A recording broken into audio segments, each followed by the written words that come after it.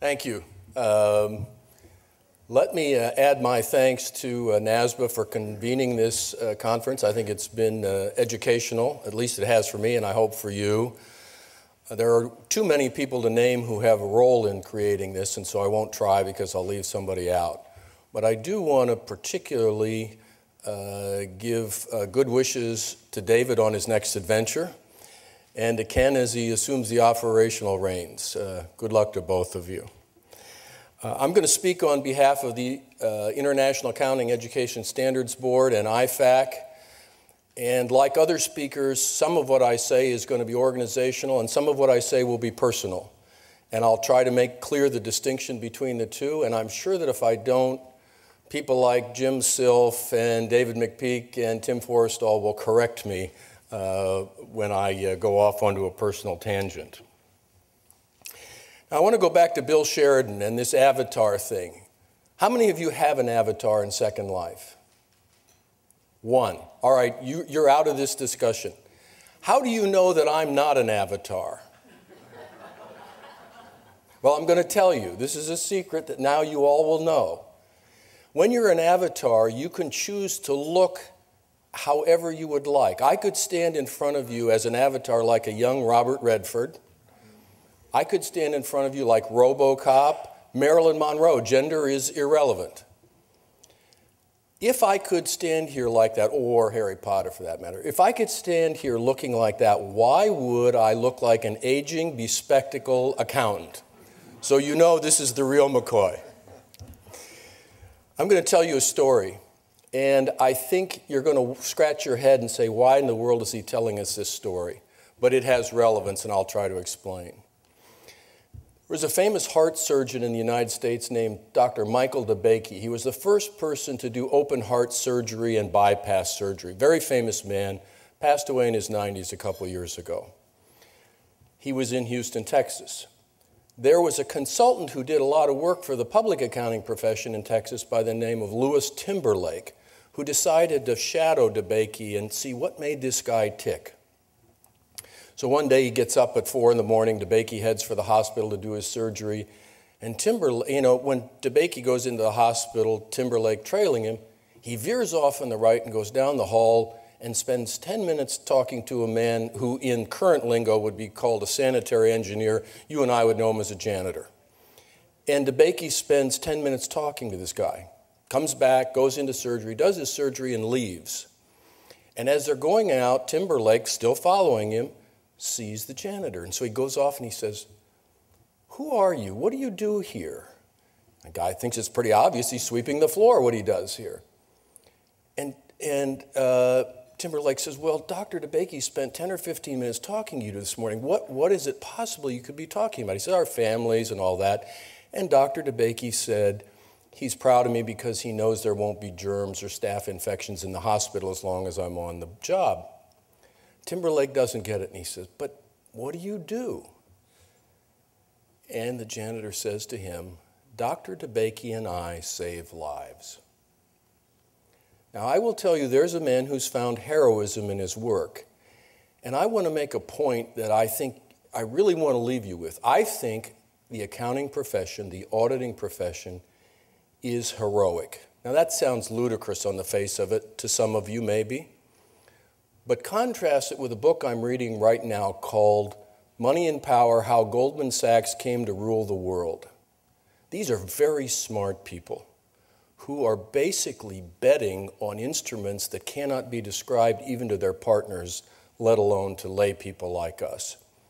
I ask myself, what is it that they're adding to our economy, to our culture, to our society, other than putting big money in their pocket? I think the accounting profession is different. I think it's honorable. And the point I want to make before I get into my slides is very simple. I think education is a critical part of what makes the accounting profession what it is, and it has a significant role to play, which it has played, will continue to play, and to be personal about this, I think needs to do it better. When I was at Andersen in New York and running recruiting for both Arthur Andersen and what was then Andersen Consulting, I used to ask students coming to the Anderson side, what made you major in accounting? And they would tell me two things. One was it was a course I took in high school. Most high school courses are very vocational. They're not college preparatory. They're debits and credits. And yet, that interested people. The other answer was it was a professor I had in college who mentored me, who tutored me, who led me to this profession.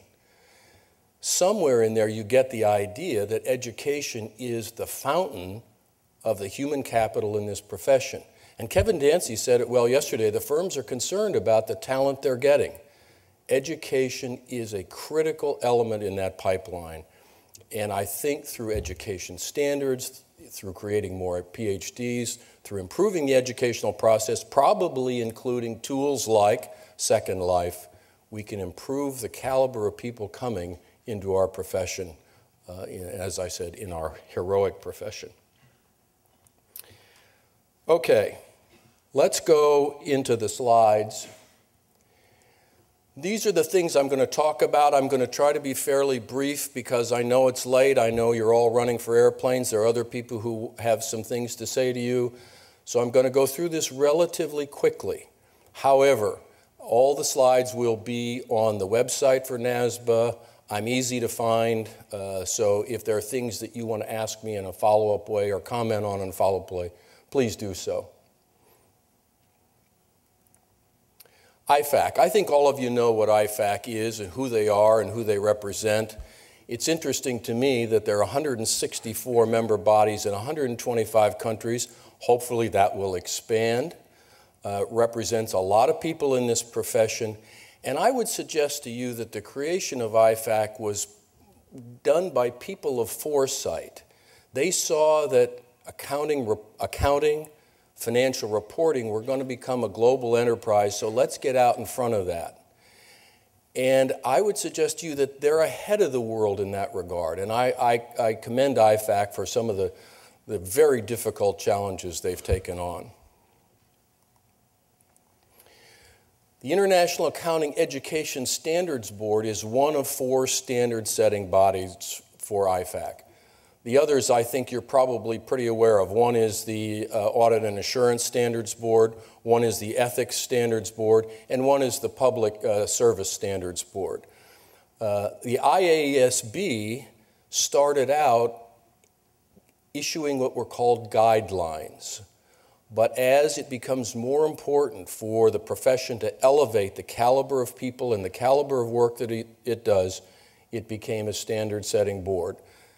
The people on this board are, and I've been part of this for about 4 years now, really remarkable in their knowledge, in their breadth, and frankly in their commitment to a role which is difficult. When we try to address some of these standards and the different systems that they are supposed to cover, it's extraordinarily difficult. And I think the patience and the commitment of the members of this board are really first rate. We also have to have our work approved by the Public Interest Oversight Board, and we are advised by a consultative advisory board chaired by Charlie Calhoun for many years now. And so we get lots of input. We don't do anything, we don't say anything without an awful lot of eyes on the work that we do.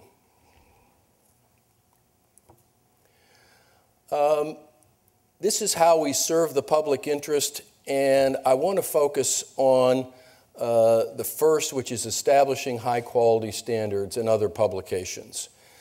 Again, we deal with so many different systems that trying to cover them all with the standards is, as I've indicated, difficult.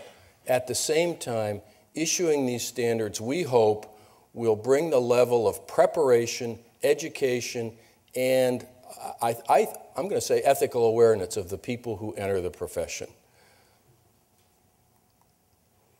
Now, what are we doing right now? Basically, we're revising all 8 of our education standards. Some of these standards are fairly old meaning 8 or 9 years old. Some are more recent. But as more member bodies have come into IFAC, and frankly, as education has changed, we found that the standards needed to be updated.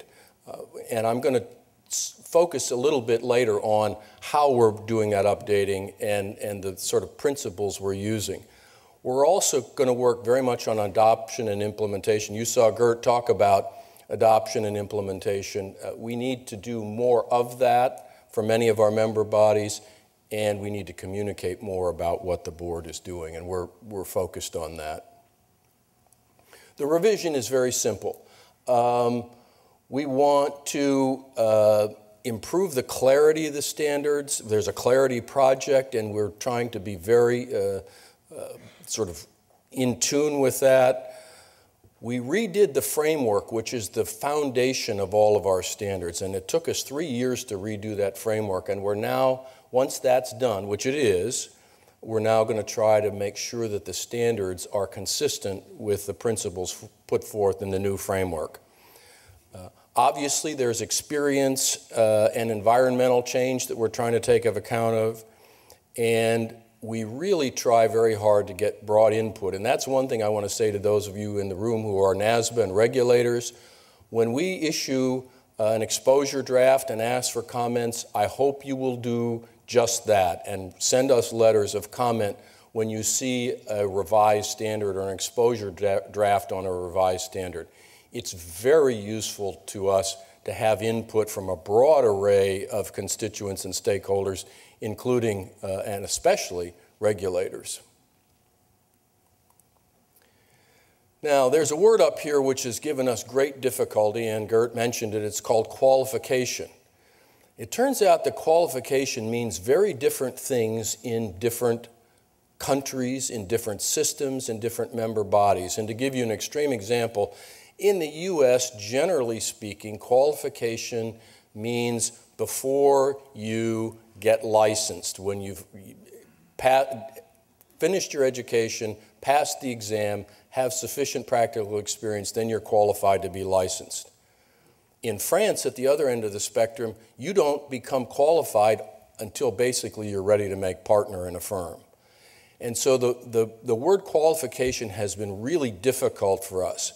Nonetheless, for purposes of this discussion, what I want to say to you is that our standards really fall into these two areas. Pre-qualification as we generally know it, which is what are the entry requirements for a professional education program, what's the content of accounting education, the UAA certainly gives us some ideas about that, what are the practical experience requirements before you become licensed, and how do you assess the education and the experience.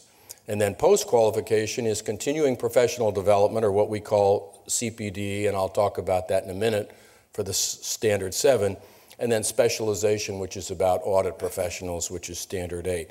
So in general, if you had to take a broad swath, you'd say Standards 1 through 6 are more about early in your career, 7 and 8 are continuing and specialization in your career. These are the standards. And again, these slides are all available. There is a publication of the framework, of the standards, of what we call practice statements and information papers that's available through the IFAC website, which I'll put up on the slides later. But if you want this, what we call the little black book, you can get all of these in all of their glorious detail and supporting material. The ones I'm going to talk specifically about today are the revision of IES 7, which is continuing professional development, and IES 5, which is about practical experience.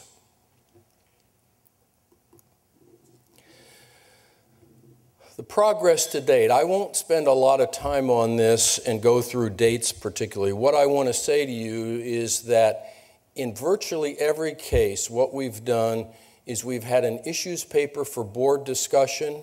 We've then discussed it at 1, maybe 2, maybe even 3 board sessions, and then we issue an exposure draft asking for comment letters to come back. In fact, when I get home tomorrow, one of the things I'll do is finish a comment letter on the revision of IES 6, and we have exposure drafts out already on IES 5 and 1, which will come later in the summer.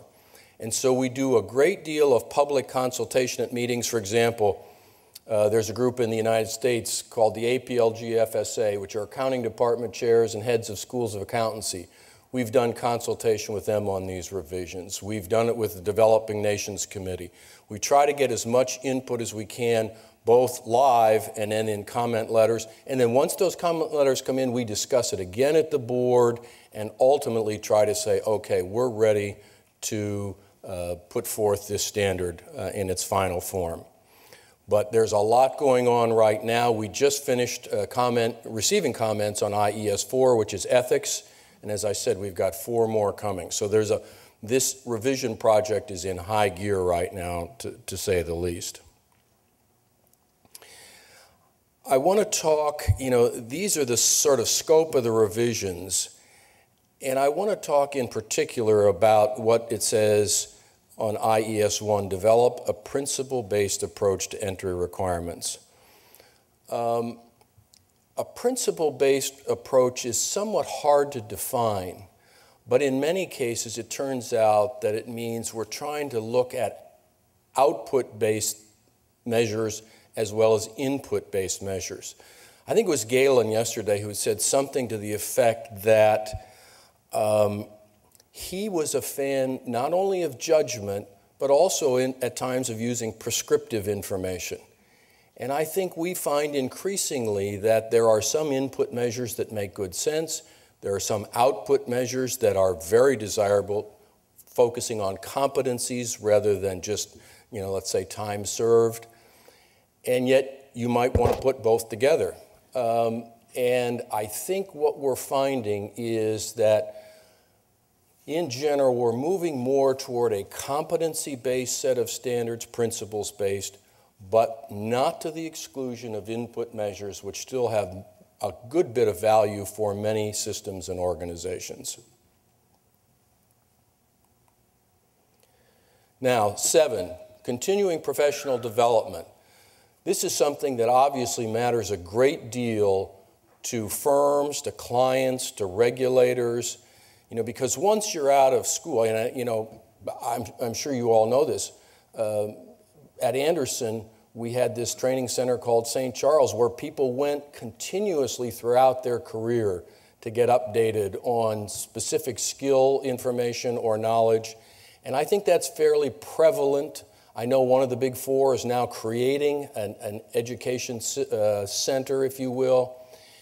Continuing professional development, though, doesn't only happen in big firms. It happens in smaller firms, it happens in governmental roles, and I would even suggest in educational roles. So one of the things we're trying to do is to make sure that our standard covers that breadth and addresses the importance and the methodologies that can be used in continuing professional development. I saw a speech given at the commencement of Texas A&M University, and the speaker said, well, congratulations on your diploma. That's a ticket to learn. And I think in our profession, there's a lot of truth in that. You come out of an educational program, you get into the profession, you continue, you may even start to learn, but you certainly have to continue to learn or you won't succeed, regardless of, again, whether you're in a firm, a governmental role, a regulatory role, etc.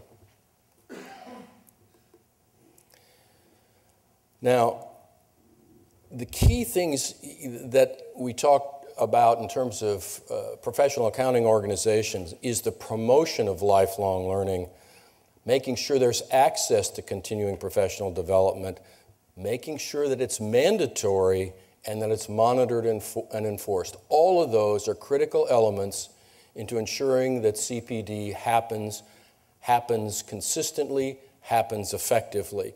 And our hope is that the revised IES7 will make that very clear and will provide folks with the kinds of examples, the kind of explanatory material that will be easy for them to, not easy, but they will be able to follow it. Now, here's this output-based, input-based, or a combination again.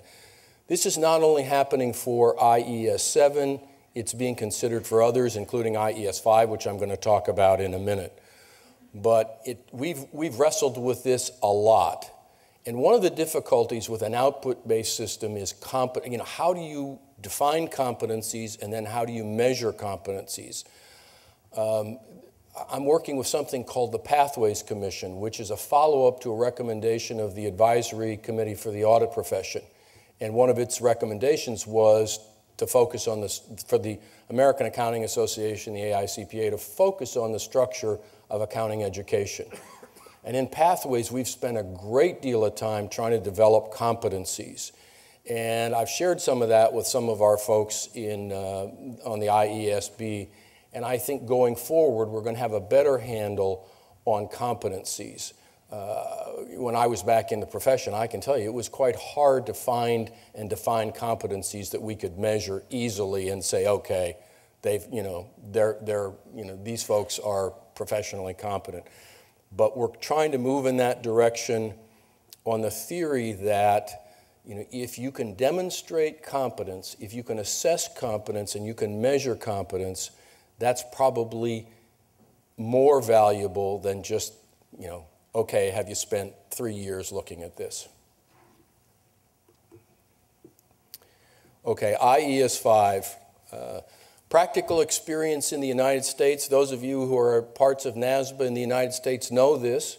Practical experience varies from state to state, from board to board.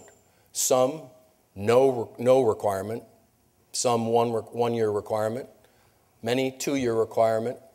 Well, the existing IES-5 requires 3 years of practical experience. That puts the U.S. Out of compliance, which is not a place we like to be.